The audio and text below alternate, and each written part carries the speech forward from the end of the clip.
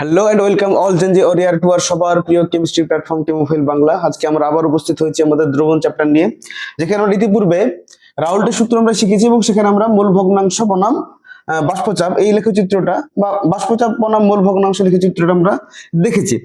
সেক্ষেত্রে আমরা দেখেছি যে কিভাবে আদর্শ দ্রবণের ক্ষেত্রে কিভাবে সেই গ্রাফিক্যালি এবং তারা সরল রৈখিকভাবে বাষ্পচাপ বৃদ্ধি বা হ্রাস পাচ্ছিল। কিন্তু আমরা গত ক্লাসে আমরা দেখেছি যে দ্রবণ যে সবসময় আদর্শ হবে তা কিন্তু নয়, দ্রবণ যে সবসময় রাউল্টের সূত্র মেনে চলবে তা কিন্তু নয়। দ্রবণ কিন্তু বেশিরভাগটাই অনাদর্শ হয় বা নন আইডিয়াল হয়, এক্ষেত্রে তারা কিন্তু রাউল্টের সূত্র মেনে চলে না।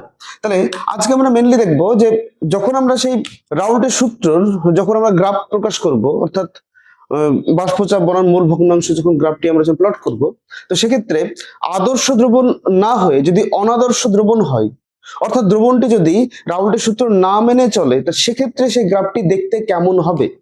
মূলত সেখানে বিচ্যুতি দেখা যাবে, যে বিচ্যুতিগুলোকে আমরা মূলত ধনাত্মক বিচ্যুতি এবং ঋণাত্মক বিচ্যুতি বলে থাকি। তাহলে চলো আজকে আমরা পরপর এই দুটো বিচ্যুতি সম্পর্কে একটু জানি, তারা কেন হয়, কিভাবে হয়, কারা কারা এরকম দেখাতে পারে ইত্যাদি সব। তো প্রথমে আমরা দেখে নেব যে কোনো অনাদর্শ দ্রবণের ক্ষেত্রে ধনাত্মক বিচ্যুতি। তাহলে এখন আমরা দেখবো ধনাত্মক বিচ্যুতি, পজিটিভ ডেভিয়েশন। তো আমরা কি করব, আমরা একটা পদার্থ নিয়েছি, যে কোনো একটা এ পদার্থ, এটা হচ্ছে একটা বিশুদ্ধ পদার্থ এ পদার্থ। একই রকম আমরা আর একটা পদার্থ বি নিয়েছি, সেটা হচ্ছে একটা বিশুদ্ধ পদার্থ। এবং যেই পাত্রে এ পদার্থ আছে সেখানে তাদের অণুগুলোর মধ্যে পারস্পরিক একটা আকর্ষণ বল আছে, যেটাকে আমরা F1 আমরা ধরে নিলাম।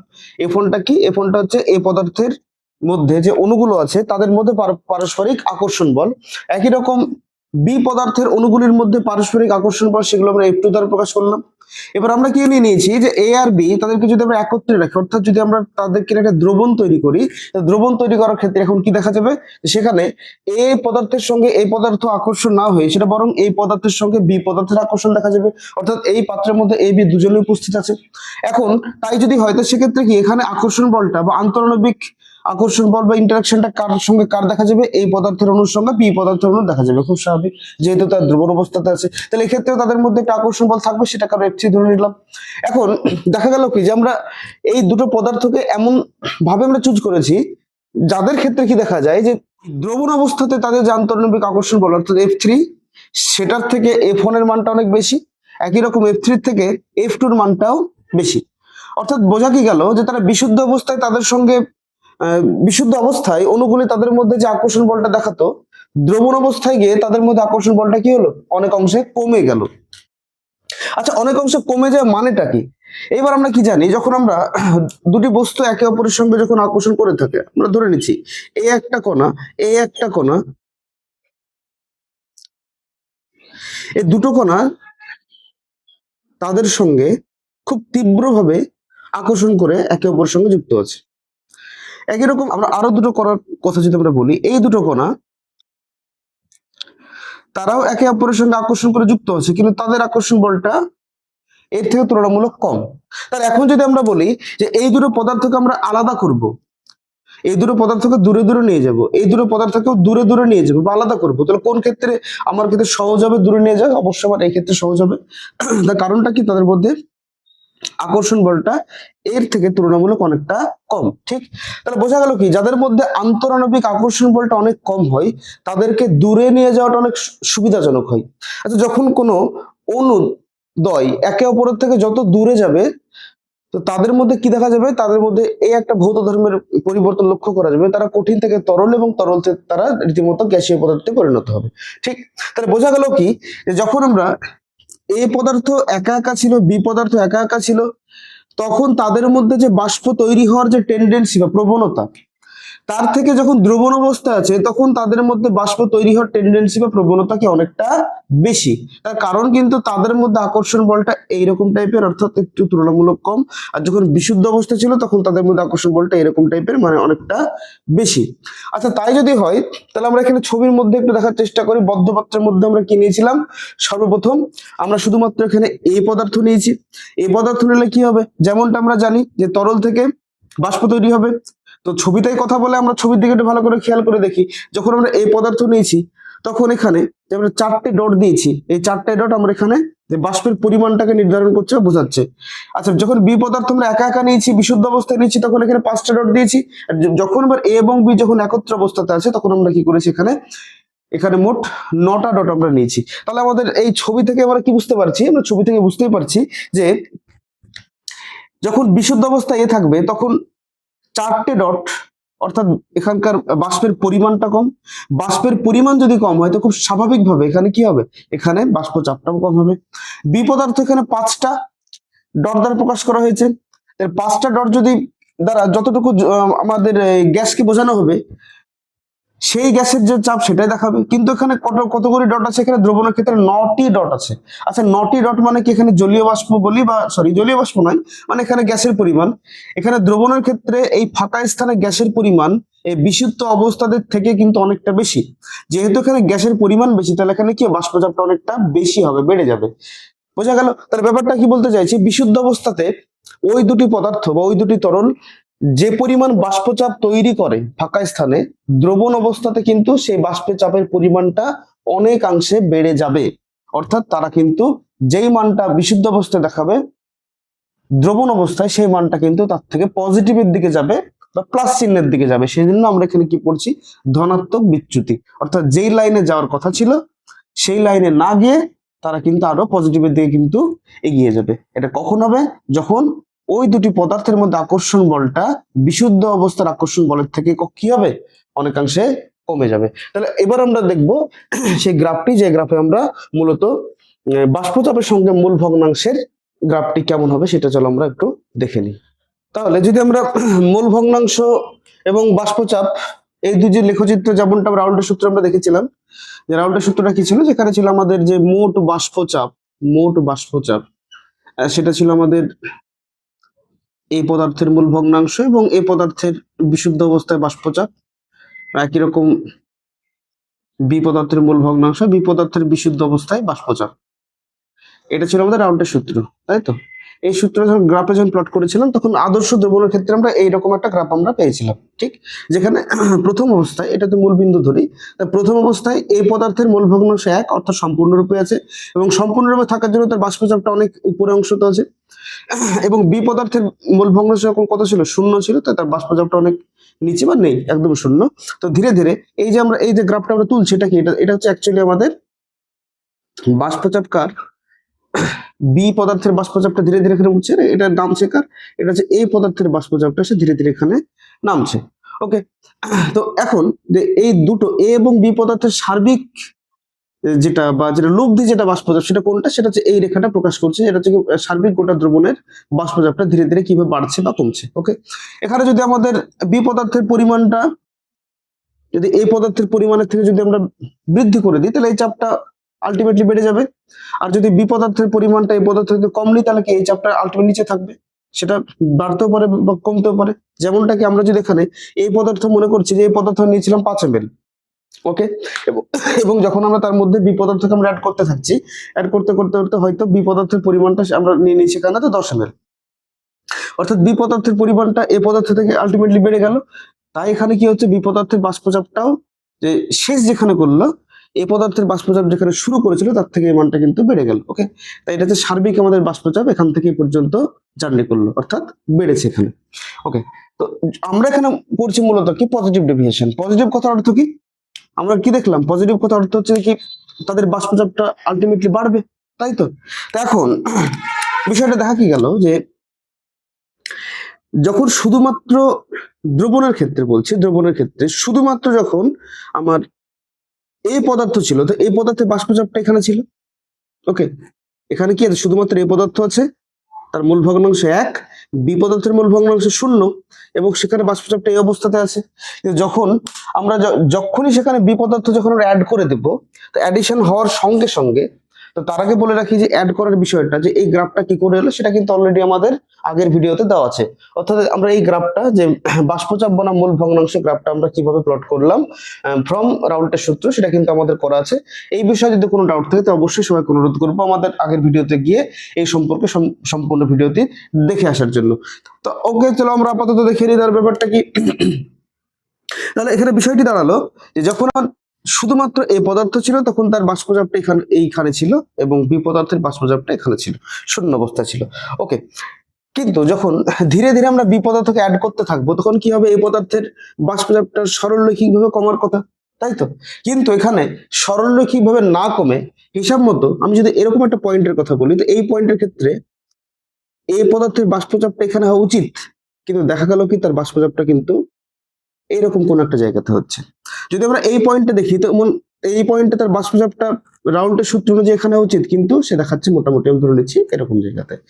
একই রকম ভাবে যত আমরা নিচে নামবো দেখা কি যাবে তার বাষ্পচাপটাই সরল রেখা বরাবর থাকা উচিত, কিন্তু সে দেখাচ্ছে কোথায়, তার লাইন বরাবর একটু উপরের দিকে দেখাচ্ছে। আচ্ছা, উপরের দিকে কেন দেখাচ্ছে? কারণ আমরা ইতিপূর্বে কি দেখলাম যে শুধু তো একাতে পদার্থ নেই, বি পদার্থ সেখানে বাড়ছে ধীরে ধীরে। এই পদার্থের পরিমাণ যেমন কমছে, বি পদার্থের পরিমাণ তো বাড়ছে। ইন্টারাকশন কার কার সঙ্গে কার দেখা যাচ্ছে? এবার ইন্টারাকশনটা এর সঙ্গে বি এর দেখা যাচ্ছে, আর এর সঙ্গে বি এর ইন্টারাকশনটা তারা ভালো নেই। আচ্ছা, ভালো না থাকার জন্য তারা এই পদার্থ কি বেশি পরিমাণে বাষ্প তৈরি করবে। তাহলে বেশি পরিমাণে বাষ্প তৈরি করার অর্থ কি, তার বাষ্পচাপটাও তুলনামূলকভাবে বেশি হবে। তাই এই পদার্থের বাষ্পচাপ যে কমবে, কমবে তো ঠিকই, কিন্তু যেই হারে কমা উচিত সেই হারে না কমে তার থেকে একটু বেশি, মানে উপর দিক দিয়ে কমবে। যেখানে তার বাষ্পচাপ হওয়া উচিত ছিল কথার কথা 2 ATM, সেখানে হয়তো দেখাবে 2.3 ATM। যেখানে তার বাষ্পচাপটা হওয়ার কথা ছিল হয়তো 1 ATM, সেখানে হয়তো সে দেখাবে 1.2 ATM। এইভাবে সে বাষ্পচাপটা ধীরে ধীরে কমাবে। তাহলে সে গ্রাফটা কি হয়ে যাবে, যদি আমরা গ্রাফটা যদি প্লট করি তাহলে দেখতে পাবো যে তার গ্রাফটা মোটামুটি এইভাবে সে ধীরে ধীরে ধীরে ধীরে ধীরে 0 পর্যন্ত আসবে। এই যে ডট লাইনটা আমরা দেখালাম এটা ছিল আদর্শ দ্রবণের ক্ষেত্রে, কিন্তু এই ডট লাইনটা কি, ডট লাইনটা হচ্ছে অনাদর্শ দ্রবণের ক্ষেত্রে, যেখানে ধনাত্মক বিচ্যুতি দেখাচ্ছে। তাহলে গ্রাফ অনুযায়ী আমার এই যে অ্যাকচুয়ালি এই পদার্থের যে অ্যাকচুয়ালি গ্রাফটা সেটা কোন দিক দিয়ে গেল, আমার আদর্শ দ্রবণের যে গ্রাফ তার উপর দিক দিয়ে, অর্থাৎ ধনাত্মক দিক দিয়ে, পজিটিভ দিক দিয়ে গেল। তাই এটা হচ্ছে আমাদের পজিটিভ ডেভিয়েশন। ওকে, তাহলে যদি আমরা এটাকে একটু রাফলি যদি আঁকার চেষ্টা করি, তাহলে যেটা হওয়া উচিত ছিল সরলরেখা, কিন্তু অ্যাকচুয়ালি এই পদার্থের বাষ্পচাপটা কমছে কিভাবে, এইভাবে বক্ররেখা হিসেবে কমছে। ওকে, বোঝা গেল? ঠিক একই রকম ভাবে বি পদার্থের যে আমাদের বাষ্পচাপটা যে বৃদ্ধি পাচ্ছে, এই বাষ্পচাপটাও কি এই সরলরৈখিক ভাবে বৃদ্ধি পাবে? আজ্ঞে না। এক্ষেত্রে আমরা কি দেখতে পাবো, যে এক্ষেত্রেও দেখতে পাবো যে ধনাত্মক বিচ্যুতি হওয়ার কারণে তার বাষ্পচাপটা কিন্তু ধীরে ধীরে ধীরে ধীরে ধীরে ধীরে ধীরে এইভাবে বৃদ্ধি পাবে। ওকে, তাহলে দেখা গেল কি সরলরৈখিক ভাবে বৃদ্ধি পাওয়ার কথা ছিল, কিন্তু সে বৃদ্ধি কিভাবে পেলো, ঠিক এইভাবে বৃদ্ধি পেলো। ওকে, এটা হচ্ছে বাস্তব। এই ক্ষেত্রে এই যে স্ট্রেট লাইন গুলো কিন্তু অবাস্তব, এটা আমরা আদর্শ লাইন হিসেবে আমরা একটা মানে নির্দেশ তন্ত্র আমরা ধরে নিয়েছি। তো সেই নির্দেশ তন্ত্র ধরে নিয়েছি, সেই সাপেক্ষে দেখছি যে বাস্তব লাইনটা অ্যাকচুয়ালি কোন দিক দিয়ে যাচ্ছে। ওকে, তাই যদি হয় তাহলে শেষ পর্যন্ত কি দেখা যাবে, যে এই দুই সরলরেখার লব্ধিটা যদি এটা সরলরেখা হয়, তাহলে এখন আমাদের এই দুই বক্ররেখার লব্ধিটা কোন দিক বরাবর হবে, খুব স্বাভাবিক সেটা আমাদের এই দিক বরাবর হবে। দেখা যাবে কি যে আমাদের বাস্তব যেটা আলটিমেট দ্রবণের যে বাষ্পচাপের যে পরিবর্তন সেটা কিন্তু এই ধরনের দেখাবে। তাহলে আমাদের এই গ্রাফটা কি, আমাদের এই গ্রাফটা হচ্ছে আমাদের ধনাত্মক বিচ্যুতির জন্য প্রদর্শিত গ্রাফ, যেখানে এদিকে থাকছে আমাদের ভেপার প্রেসার বাষ্পচাপ এবং এখানে থাকছে আমাদের মোল ভগ্নাংশ বা মোল ফ্র্যাকশন। ওকে, একবার সবাই আমরা দেখে নিই ব্যাপারটা।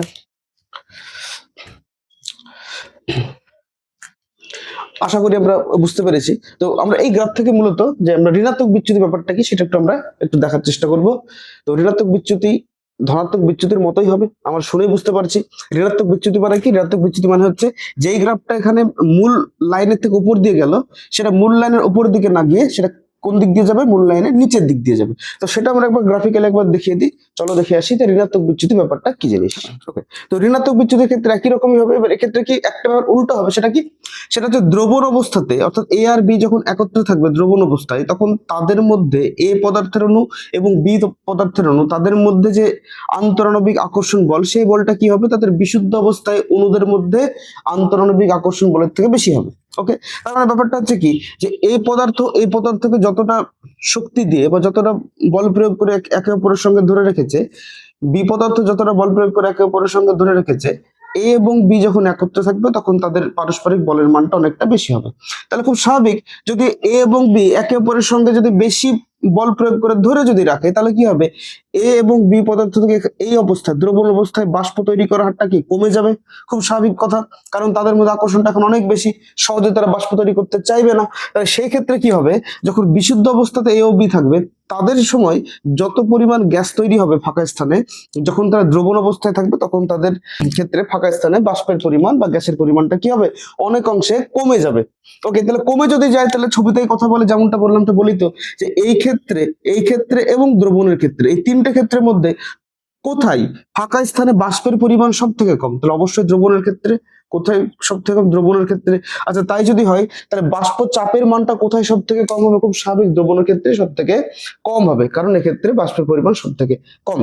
তাহলে এবার যদি আমরা এই ক্ষেত্রে যদি আমরা বাষ্পচাপ বনাম মোল ভগ্নাংশ যদি আমরা গ্রাফটা যদি আবার পুনরায় যদি দেখি, যদি প্লট করি, তাহলে সেক্ষেত্রে কি হবে, খুব স্বাভাবিক ধনাত্মক বিচ্যুতির ক্ষেত্রে মূল যে লাইনটা ছিল তার সাপেক্ষে ওপর দিয়ে গ্রাফটা যাচ্ছিল, এবার এক্ষেত্রে কি হবে, same to same, same to same, কিন্তু এবার লাইনটা যাবে নিচের দিক দিয়ে এইভাবে। ওকে, তাহলে তাই যদি হয় তাহলে আমরা এখানে ছবিটা যদি দেখার চেষ্টা করি, তাহলে আহ, এই পদার্থের বাষ্পচাপটা কমছে, কিন্তু কিভাবে কমছে, ঠিক এইভাবে কমছে। ওকে, এইভাবে কমছে। এবং একই রকম ভাবে যদি বি পদার্থের বাষ্পচাপ বাড়ছে, তো সে বাড়বে কিভাবে, নেগেটিভ ডেভিয়েশন এর নিচের দিক দিয়ে কিন্তু ধীরে ধীরে বাড়বে। এটা গেল আমাদের দ্রবণের, অর্থাৎ বি পদার্থের বাষ্পচাপটা বাড়ছে কিন্তু তারা মূল লাইনের নিচ দিক থেকে বাড়ছে। তাহলে এবার বলি তো, তাহলে লব্ধি লাইনটা কোন দিক বরাবর হবে, তাহলে এটা ছিল আমাদের যেটা নির্দেশতন্ত্র। ওকে, নির্দেশতন্ত্রের সাপেক্ষে আমাদের এখন এই বাষ্পচাপের লাইনগুলো কি নিচের দিক দিয়ে গেল, তাহলে যেটা আমাদের মূল বাষ্পচাপ ওই দ্রবণের ক্ষেত্রে সেটা কোন দিক দিয়ে যাবে, আমাদের আলটিমেটলি নিচের দিক দিয়ে যাবে। তাহলে এক্ষেত্রে কি হবে, বাষ্পচাপ প্রথমে এরকমটা ছিল, ফাইনাল এরকম হলো বাষ্পচাপটা। তাহলে এই বাষ্পচাপটা তো বেড়েছে আলটিমেটলি, কিন্তু বেড়েছে কি, স্ট্রেট লাইন ভাবে বেড়েছে কি, স্ট্রেট লাইন ভাবে বেড়েছে কি, তা কিন্তু বৃদ্ধি পায়নি। কিভাবে বৃদ্ধি পেয়েছে, সে কিন্তু নেগেটিভ ডেভিয়েশন ঠিক এইভাবে কিন্তু বৃদ্ধি পেয়েছে। এটা গেল আমাদের বাষ্পচাপ বনাম বল ভগ্নাংশের লেখচিত্র। এটা হচ্ছে প্রকৃত লেখচিত্র কার জন্য, অনাদর্শ দ্রবণের জন্য যারা মূলত ঋণাত্মক বিচ্যুতি বা নেগেটিভ ডেভিয়েশন দেখায়। তাহলে চলো আমরা এই ব্যাপারটা একটু দেখে নিই। আশা করি আমরা বুঝতে পেরেছি ঋণাত্মক বিচ্যুতি এবং ধনাত্মক বিচ্যুতি অনাদর্শ দ্রবণের ক্ষেত্রে। তো এখন আমরা যে আমরা বারবার বলছি এ এবং বি পদার্থ, এগুলো তো র্যান্ডম আমরা এক্সাম্পল হিসেবে নিচ্ছি, কিন্তু বাস্তবে প্রকৃততে কোন কোন পদার্থ মূলত ধনাত্মক বিচ্যুতি দেখাতে পারে বা কোন কোন পদার্থ ঋণাত্মক বিচ্যুতি দেখাতে পারে, তো সেই উদাহরণগুলো আমরা একটু দেখবো। তো চলো আমরা একটু উদাহরণের দিকে একটু যাই। তাহলে যদি আমরা কয়েকটি উদাহরণ যদি দেখি, যে ধনাত্মক বিচ্যুতি প্রদর্শনকারী তরল কি কি হতে পারে, যেমন ইথানলের সঙ্গে অ্যাসিটনের যদি আমরা দ্রবণ তৈরি করি তাহলে সেক্ষেত্রে তারা ধনাত্মক বিচ্যুতি দেখাবে, অর্থাৎ সেক্ষেত্রে বাষ্পচাপটা বিশুদ্ধ অবস্থায় যে বাষ্পচাপ তার থেকে অনেক অংশে বৃদ্ধি পাবে। মিথানলের সঙ্গে জল, ইথানলের সঙ্গে জল, এদের যদি আমরা কি তৈরি করি, যদি আমরা সাধারণত দ্রবণ তৈরি করি, তো সেক্ষেত্রে কি দেখা যাবে, তাদের বাষ্পচাপটা বৃদ্ধি পাবে, অর্থাৎ ধনাত্মক বিচ্যুতি দেখাবে। এখান থেকে আমরা যে কোনো একটা এক্সাম্পল আমরা দেখানোর চেষ্টা করছি। যদি আমরা ইথানল এবং অ্যাসিটনের যদি কথা বলি, তো ইথানল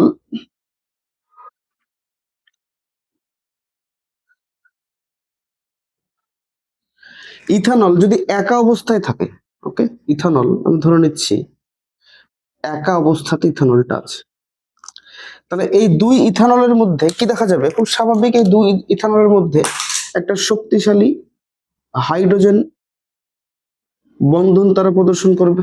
ওকে, তাহলে আমাদের ছবি অনুযায়ী আমরা বুঝতে কি পারছি, আমরা বুঝতে পারছি যে মূলত আহ, এক্ষেত্রে দুটি ইথানল অণু একে অপরের সঙ্গে চিত্র অনুযায়ী দুটো হাইড্রোজেন বন্ধন দ্বারা তারা কিন্তু আবদ্ধ অবস্থাতে আছে। ওকে, এবার যদি আমরা অ্যাসিটনের দিকে তাকাই, ওকে, কার দিকে এবার আমরা তাকাবো, অ্যাসিটনের দিকে যদি তাকাই,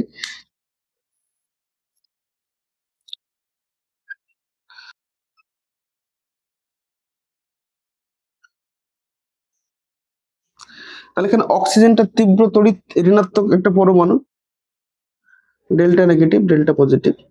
একই রকম ভাবে যদি আমরা আরেকটাও যদি অ্যাসিটনের ছবি যদি আমরা এখানে ড্র করার চেষ্টা করি, তাহলে এটা ডেল্টা নেগেটিভ, এটা ডেল্টা পজিটিভ। তো সেক্ষেত্রে আমরা কি দেখতে পাচ্ছি, সেক্ষেত্রে আমরা দেখতে পাচ্ছি যে ক্ষেত্রে যে কার্বন এবং অক্সিজেন তারা একে অপরের সঙ্গে শক্তিশালী আকর্ষণ বল দ্বারা তারা যুক্ত। ওকে, একা যখন ইথানল থাকবে, একা যখন অ্যাসিটন থাকবে।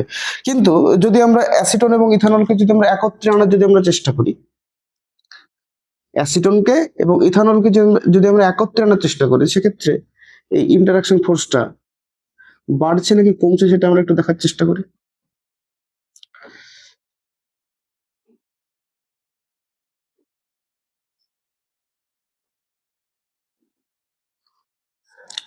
তাহলে আমরা এখানে দেখতে পাচ্ছি যেখানে মূলত অ্যালকোহলের সঙ্গে অ্যাসিটন একটি মাত্র হাইড্রোজেন বন্ধন দ্বারা যুক্ত হতে পারে, এবং এছাড়াও যদি তাদের মধ্যে কোনো ইন্টারাকশন বল যদি কাজ করেও বা যদিও বা করে, তাহলে এক্ষেত্রে অ্যাসিটনের ক্ষেত্রে একা একা যতটা ইন্টারাকশন কাজ করেছে, এক্ষেত্রে সেই পরিমাণ কিন্তু কাজ করবে কি, সেই পরিমাণ কিন্তু কাজ করবে না। তাহলে বোঝা গেল কি, যেখানে বিশুদ্ধ অবস্থায় অণুরা তাদের মধ্যবর্তী যে আকর্ষণ বলটা প্রদর্শন করত, যখন তারা দ্রবণ অবস্থায় গেল তখন তাদের মধ্যবর্তী প্রদর্শিত আকর্ষণ বলের মানটা অনেকাংশে কমে গেল। তো কমে গেলে কি হবে, এই দুটো অণুকে আলাদা করা কঠিন, এই দুটো আলাদা করা কঠিন, কিন্তু যারা তখন কিন্তু যখন তারা একসঙ্গে থাকবে তখন এই দুটো অণুকে আলাদা করে তুলনামূলক সহজ।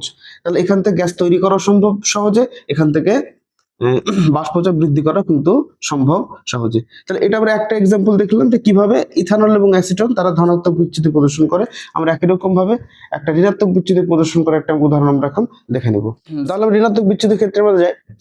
ঋণাত্মক বিচ্যুতি কখন হবে সেটা আমরা তো ইতিপূর্বে জানলাম, যাদের ক্ষেত্রে আন্তঃনৈবিক আকর্ষণ বলটা অনেকাংশে বেশি হবে।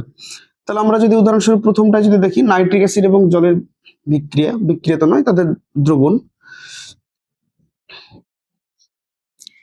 তো নাইট্রিক অ্যাসিড আমরা কি জানি, এটা তীব্র অ্যাসিড, তাহলে তারা খুব সাধারণভাবে কি করবে, তারা H+ আয়ন ত্যাগ করবে, এবং এই H+ আয়নকে কে গ্রহণ করবে, খুব স্বাভাবিকভাবে আমরা কি জানি, জলের মধ্যে H+ আয়ন কি ট্র্যাপড হয়ে যায়। ওকে, আচ্ছা, ট্র্যাপড হয়ে যাওয়ার পর তারা কি তৈরি করে, তাহলে এইটুকু অংশ থেকে আমরা কি লিখতে পারি, এইটুকু অংশ থেকে তৈরি করে H3O+। ওকে, তাহলে এখন যেই পাত্রের মধ্যে দ্রবণ আকারে নাইট্রিক অ্যাসিড আছে এবং জল আছে, তো তারা তাদের আয়নে ভাঙার পরে এখন পাত্রের মধ্যে তারা কি অবস্থায় অবস্থান করছে, একটা NO3- অ্যানায়ন রূপে এবং একটা H3O+ ক্যাটায়ন রূপে তারা অবস্থান করছে। এবার আমরা তো জানি যে যে কোনো প্লাস এবং মাইনাস, অর্থাৎ পিওর প্লাস এবং পিওর মাইনাসের মধ্যে যে আকর্ষণ বল, সেই আকর্ষণ বলটার মান অনেক অনেক অনেক বেশি হয়, যেটা আয়নিক ক্যারেক্টার যারা দেখাবে। তাহলে তাই যদি হয়, তাহলে এদের মধ্যে আকর্ষণ বলটা কি অনেক বেড়ে যাবে। যদি আকর্ষণ বল বেড়ে যায়, তাহলে কি এখানে জল কি আলাদাভাবে কি বাষ্প তৈরি করার প্রবণতা দেখাবে, বা H3O+ কি বাষ্প তৈরি করবে, নাকি NO3- বাষ্প তৈরি করবে? কেউ তৈরি করবে না। তাহলে কেউ তৈরি করবে না ব্যাপারটা তা নয়, তৈরি করলেও তাদের প্রবণতা কি অনেকাংশে কমে যাবে। তাহলে দেখা গেল কি, যে নাইট্রিক অ্যাসিড এবং জলের যদি আমরা দ্রবণ তৈরি করি, তাহলে সেক্ষেত্রে তারা অ্যানায়ন এবং ক্যাটায়ন উৎপন্ন করছে, এবং সেই অ্যানায়ন এবং ক্যাটায়নের মধ্যবর্তী আকর্ষণ বল অনেক মাত্রায় বেশি হয়, যার ফলে তাদের বাষ্পচাপটা অনেক কমে যায় এবং তারা ঋণাত্মক বিচ্যুতি দেখায়। সবার জন্য আমার এটা একটা কাজ থাকলো, বা আমরা আরো যে উদাহরণ দুটো লিখেছি, যে এই ক্ষেত্রে যেমন মিথানল এবং ওয়াটার, ইথানল এবং ওয়াটার, এবং এই ক্ষেত্রে acetone, chloroform, pyridine, acetic acid, এরা কেন ধনাত্মক বা ঋণাত্মক বিচ্যুতি প্রদর্শন করে, সেই জিনিসটা অবশ্যই তোমরা কমেন্ট সেকশনে জানাবে, যে কোন ধর্মের জন্য এরা ধনাত্মক এবং এরা ঋণাত্মক বিচ্যুতি প্রদর্শন করছে। তো চলো আমরা আরেকবার ব্যাপারটা দেখি। তাহলে এবার আমরা পরবর্তী আমরা শিখবো অ্যাজিওট্রপিক মিশ্রণ সম্পর্কে, খুব গুরুত্বপূর্ণ একটা টপিক। তাহলে সবাই আমরা একটু মনোযোগ দিয়ে দেখবো অ্যাজিওট্রপিক মিশ্রণ। অ্যাজিওট্রপিক মিশ্রণ কথার অর্থ কি, যে স্থির স্ফুটনাঙ্কের মিশ্রণ বা স্থির স্ফুটনাঙ্কের দ্রবণ। ওকে, তাহলে আমরা যে মূলত যে স্ফুটনাঙ্ক কথাটা আমরা জেনে এসেছি বা পড়ে এসেছি, স্ফুটনাঙ্ক, এই স্ফুটনাঙ্ক এই ব্যাপারটা কি, ওটা একটা কনস্ট্যান্ট হয়। স্থির চাপে স্ফুটনাঙ্ক কি হয়, সেটা কিন্তু ধ্রুবক হয়। কার জন্য সেটা কনস্ট্যান্ট হয়? বিশুদ্ধ পদার্থের জন্য। বিশুদ্ধ পদার্থের জন্য এটা কিন্তু কনস্ট্যান্ট হয়। যেমন কি জলের ক্ষেত্রে, তার বিশুদ্ধ জলের ক্ষেত্রে স্ফুটনাঙ্ক আমরা কত জানি, যে সাধারণত আমরা জানি যে জলের ক্ষেত্রে সেটা হচ্ছে 100°C। তো বিশুদ্ধ জল যদি হয়, তাহলে কখনো কিন্তু যদি আমরা চাপটা যদি আমরা স্থির রাখি, অর্থাৎ 1 atm চাপে, তাহলে কিন্তু সে জলের স্ফুটনাঙ্ক কখনো 100°র বেশি হবে না, কখনো কম হবে না, সেটা কিন্তু কনস্ট্যান্ট 100°। কিন্তু যদি আমরা দ্রবণের কথা বলি, অর্থাৎ যদি আমরা বলি চিনির দ্রবণ অথবা লবণের দ্রবণ, তো দ্রবণের ক্ষেত্রে কি স্ফুটনাঙ্ক ব্যাপারটা কি যায়? প্রযোজ্য কি? হ্যাঁ, তো সেক্ষেত্রেও কিন্তু স্ফুটনাঙ্ক ব্যাপারটা কিন্তু প্রযোজ্য, ঠিক। কিন্তু ব্যাপারটা হচ্ছে কি, যে আমরা যদি অ্যালকোহল বিশুদ্ধ অবস্থায় নিই, তো তার কি থাকবে? একটা স্ফুটনাঙ্ক থাকবে, একটা তার স্ফুটনাঙ্ক ধরে নিচ্ছি আমরা θ°C স্ফুটনাঙ্ক ধরে নিলাম বিশুদ্ধ অ্যালকোহল। বিশুদ্ধ জলের ক্ষেত্রে স্ফুটনাঙ্ক ধরে নিলাম আমরা হয়তো 5°C ধরে নিলাম।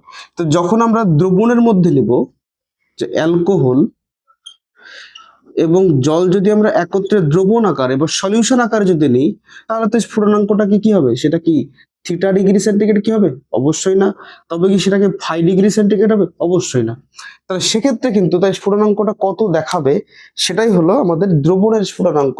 এবং দ্রবণের স্ফুটনাঙ্কের ক্ষেত্রে কি দেখা যায়, যদি এমনটা তো হতে পারে যে কখনো অ্যালকোহলের পরিমাণটা বেশি সেই দ্রবণে, কখনো জলের পরিমাণটা বেশি সেই দ্রবণে, অর্থাৎ কোন নির্দিষ্ট কোনো পরিমাণ নেই যে যেখানে দ্রাবের পরিমাণ কত, দ্রাবকের পরিমাণ কত, নির্দিষ্ট পরিমাণ করে নেই, আমরা ধরে নিচ্ছি।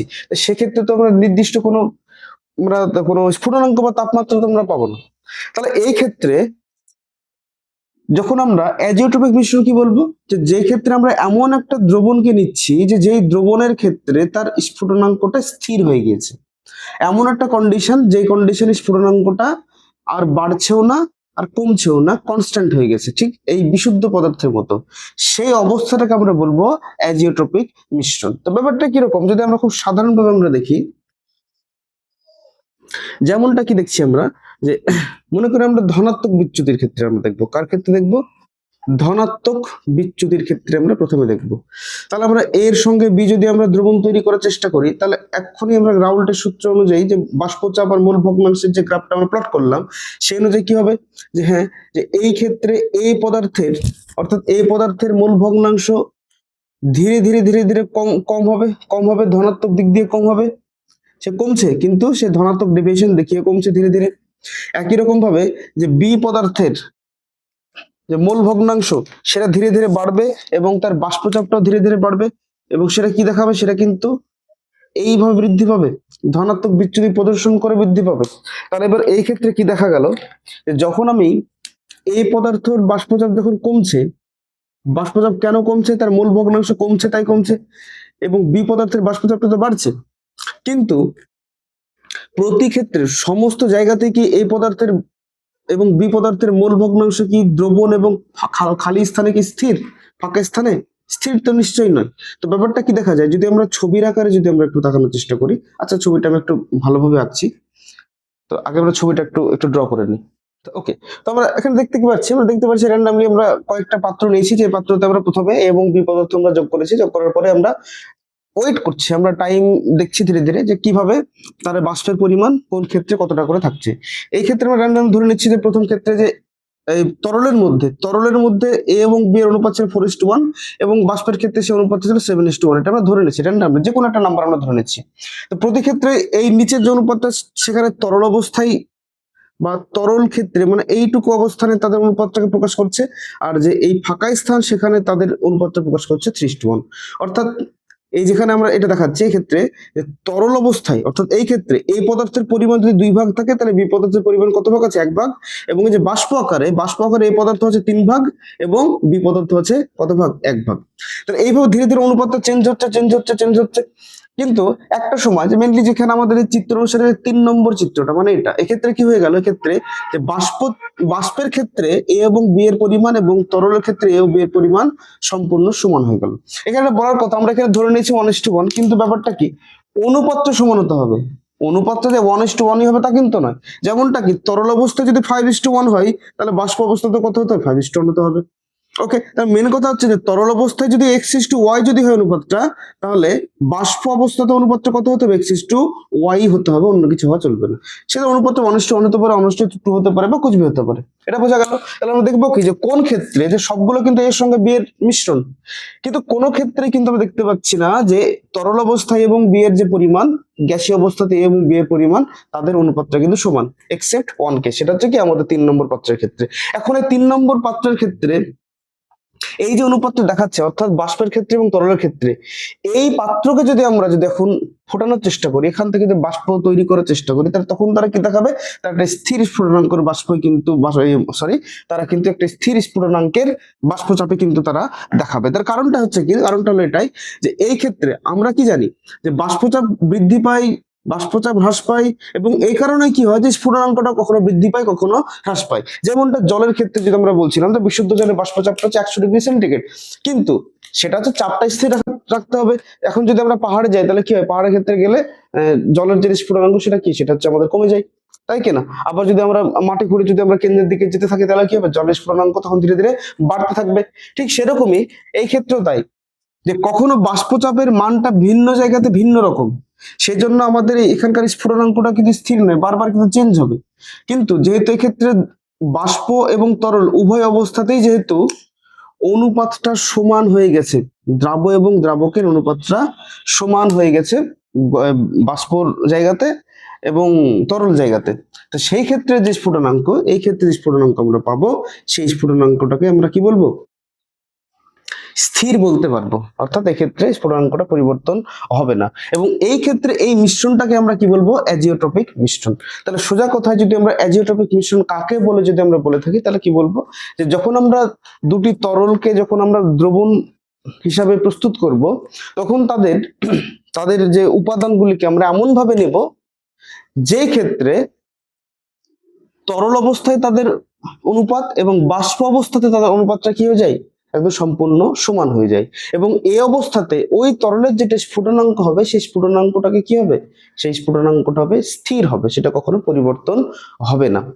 আর এই যে মিশ্রণ আমরা তৈরি করলাম, এই যে দ্রবণ আমরা তৈরি করলাম, তাকে আমরা বলবো অ্যাজিওট্রপিক মিশ্রণ। ওকে, তাহলে যদি আমরা এক্ষুনি ধনাত্মক এবং ঋণাত্মক বিচ্যুতি যেটা আমরা দেখলাম, তো ধনাত্মক বিচ্যুতির ক্ষেত্রে আমরা কি দেখতে পাচ্ছি, যে পজিটিভ ডেভিয়েশন এইভাবে ধীরে ধীরে উঠলো, আর ঋণাত্মক বিচ্যুতির ক্ষেত্রে কি দেখতে পাচ্ছি, ধীরে ধীরে এইভাবে উঠলো, তাই কিনা? তাহলে দেখা যাবে কি, যে আমাদের পজিটিভ ডেভিয়েশনের ক্ষেত্রে উঠতে উঠতে যেই জায়গাতে কোন একটা জায়গা তো আছে নাকি, এই পয়েন্টে হয়তো এ পদার্থ বেশি বি পদার্থ কম, এই জায়গাতে হয়তো এ পদার্থ বেশি বি পদার্থ কম, এই জায়গাতে হয়তো বি পদার্থ বেশি এ পদার্থ কম, হতেই পারে। কিন্তু হয়তো আমরা ধরে নিচ্ছি কি এইরকম পয়েন্টে এ এবং বি পদার্থের পরিমাণটা সম্পূর্ণ সেম। তাহলে এইখানে দেখতে হবে যে এই পয়েন্টে গিয়ে এ এবং বি পদার্থের অনুপাতটা কত, কোন অনুপাতের ক্ষেত্রে মোল ভগ্নাংশের পরিমাণ তরল অবস্থা এবং গ্যাসীয় অবস্থার সমান হচ্ছে, সেটা আমাদেরকে বের করতে হবে। একই রকম ঋণাত্মক বিচ্যুতির ক্ষেত্রে আমরা ধরে নিচ্ছি হয়তো এই পয়েন্টটা, যেখানে তাদের অনুপাতটা কি সমান সমান, কোন অনুপাতটা, একই রকম যেটা বলছি, তরল অবস্থা এবং বাষ্প অবস্থাতে তাদের অনুপাতটা সেম টু সেম। তাহলে এই দুই ক্ষেত্রে, ধনাত্মক বিচ্যুতির ক্ষেত্রে এই যে অবস্থা, ঋণাত্মক বিচ্যুতির ক্ষেত্রে এই যে অবস্থা, এই দুটি অবস্থাকে তখন আমরা কি বলবো, অ্যাজিওট্রপিক মিশ্রণ। তো মোটামুটি ধনাত্মক বিচ্যুতির ক্ষেত্রে স্থির স্ফুটনাঙ্ক বা অ্যাজিওট্রপিক মিশ্রণ দেখা যায়, একই রকম ভাবে ঋণাত্মক বিচ্যুতির ক্ষেত্রেও অ্যাজিওট্রপিক মিশ্রণ দেখা যায়। তো আমরা দুটো উদাহরণ আমরা মোটামুটি দেখে নেবো, যে কোন ক্ষেত্রে ধনাত্মক বিচ্যুতির অ্যাজিওট্রপিক মিশ্রণ পাওয়া যায় এবং কোন ক্ষেত্রে ঋণাত্মক অ্যাজিওট্রপিক মিশ্রণ পাওয়া যায়। যেমনটা আমরা দেখতে পাচ্ছি, সর্বনিম্ন স্ফুটনাঙ্কের যদি আমরা অ্যাজিওট্রপিক মিশ্রণ যদি আমরা পেতে চাই, তাহলে অবশ্যই ধনাত্মক বিচ্যুতি তারা প্রদর্শন করতে হবে। তার কারণটা কি, ধনাত্মক বিচ্যুতি যদি প্রদর্শন করে তাহলে তারা বেশি বেশি পরিমাণে বাষ্প তৈরি করবে। আচ্ছা, বেশি বেশি পরিমাণে বাষ্প তৈরি করা মানেটা কি, তাদেরকে খুব খুব সহজেই বাষ্পে পরিণত করা যায়, মানে বেশি পরিমাণ আমাকে উষ্ণতা বা তাপ লাগবে না। যদি বেশি পরিমাণ তাপ না লাগে তাহলে কি হবে, তাই স্ফুটনাঙ্কটা কমে যাবে, তাই সর্বনিম্ন স্ফুটনাঙ্ক। তো সেক্ষেত্রে কি হবে, আমরা একটু আগে দেখলাম ইথানলের সঙ্গে যদি আমরা জলের যদি দ্রবণ তৈরি করি তখন তারা ধনাত্মক বিচ্যুতি দেখায়, কিন্তু এখানে ইথানলের পরিমাণটা কত নিতে হবে, 95.6%, এবং জলের পরিমাণটা নিতে হবে 4.4%। যদি আমরা এই পরিমাণটাকে যদি আমরা আলাদা যদি করি, তাহলে আলাদা করলে কি হবে, আলাদা করলে আমরা কখনোই জল এবং অ্যালকোহলের যে অনুপাতটা, অর্থাৎ যদি আমরা এখানে যদি বলি, এই আমরা পাত্র নিয়েছি, এই পাত্রের ক্ষেত্রে এখানে তরল অবস্থায় কে কে আছে, তরল অবস্থায় আমাদের ইথানল আছে এবং জল আছে। তাহলে এখানে ইথানল এবং জলের অনুপাতের x:y যদি হয়, এখানেও কত হতে হবে, বাষ্প অবস্থা x:y হতে হবে। ওকে, তাহলে এই অনুপাতটা সমান কখন পাওয়া যাবে, যখন আমাদের এই অনুপাতটা আমরা কি হিসেবে নিব, যখন 95.6% ইথানল নেবো এবং আমরা 4.4% জল নেবো, তখনই আমার এই দুই ক্ষেত্রেই অনুপাতটা সেম টু সেম হবে। যদি আমরা এই পার্সেন্টেজ যদি আমরা আলাদা নিই, তাহলে আলাদা নিলে কি হবে, হয় দেখা যাবে যে ওই তরল অবস্থায় অ্যালকোহলের পরিমাণটা বেশি আর গ্যাসের অবস্থা অ্যালকোহলের পরিমাণটা হয়তো কম, অর্থাৎ অনুপাতটা কখনো সমান হবে না। তাহলে হচ্ছে একটা এক্সপেরিমেন্টাল একটা জিনিস, যেখানে আমরা দেখেছি যে কোন অনুপাতে গেলে তাদের অনুপাত উভয় ক্ষেত্রে সমান সমান হবে। তো এই ক্ষেত্রে বা এই অবস্থায় এই যে দ্রবণের যে স্ফুটনাঙ্ক, সেই স্ফুটনাঙ্কটা কি সেই স্ফুটনাঙ্কটা আমরা কি পাবো? সব থেকে কম পাবো। এর থেকে কম স্ফুটনাঙ্ক কিন্তু আমরা এই দ্রবণের ক্ষেত্রে কিন্তু পাবো না। একই রকম ভাবে সর্বোচ্চ স্ফুটনাঙ্ক, অর্থাৎ বিশুদ্ধ অবস্থায় নাইট্রিক অ্যাসিড যে স্ফুটনাঙ্ক দেখায়, জল যে স্ফুটনাঙ্ক দেখায়, দ্রবণ অবস্থাতে এদের স্ফুটনাঙ্ক কি হবে? তাদের থেকে কিন্তু আরো বেড়ে যাবে। তার কারণটা কি? তারা হচ্ছে ঋণাত্মক বিচ্যুতি দেখায়। ঋণাত্মক বিচ্যুতি দেখায় মানে কি? তাদের মধ্যে আকর্ষণ বলটা বেশি।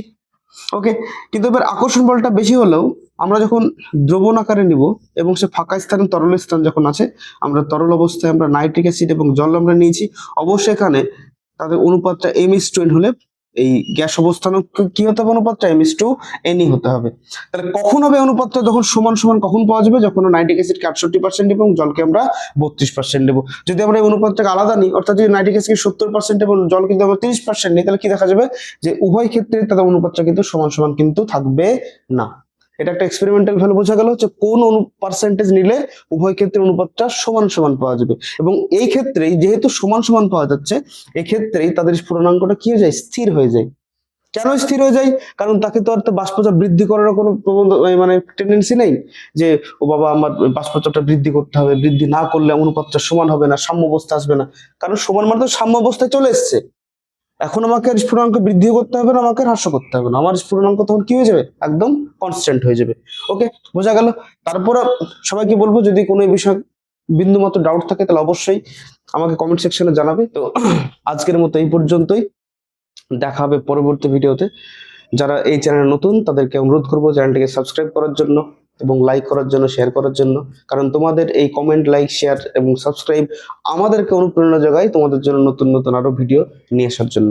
ধন্যবাদ সবাইকে।